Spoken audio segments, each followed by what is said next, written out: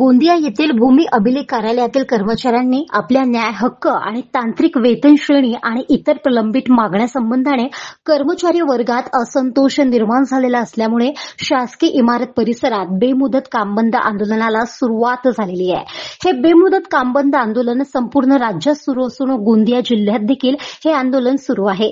या बेमुदत कामबंद आंदोलनामुळे सामान्य लोकांना मात्र मोठा त्रास सहन करावा लागतोय। कारण जे लोक भूमी अभिलेख कार्यालयात काही कामानिमित्त येत आहेत, मात्र कार्यालयात कर्मचारी नसल्याने लोकांना या संपाचा नाहक त्रास होतो आहे। तर लवकरात लवकर शासनाने मागण्या पूर्ण कराव्या अशी मागणी संप पुकारलेल्या कर्मचाऱ्यांनी केली आहे।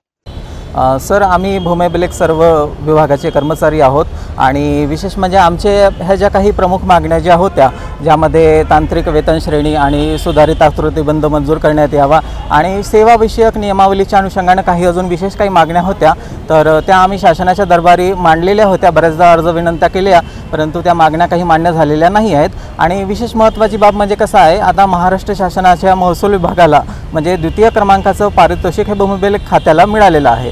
म्हणजे आमच्या कामाची गुणवत्ता ही शासनाने पण मान्य केलेली आहे, परंतु त्या अनुषंगाने जे वेतन आणि इतर अनुषंगाच्या ज्या बाबी आहेत त्या अजूनपर्यंत मान्य केलेल्या नाही आहेत। त्यामुळे आम्ही सर्व भूमी अभिलेख विभागाचे कर्मचारी आज इथे बेमुदत संपाकरिता उपस्थित झालेले आहोत आणि हे संप राज्यव्यापी आणि बेमुदत आंदोलन करीत आहोत।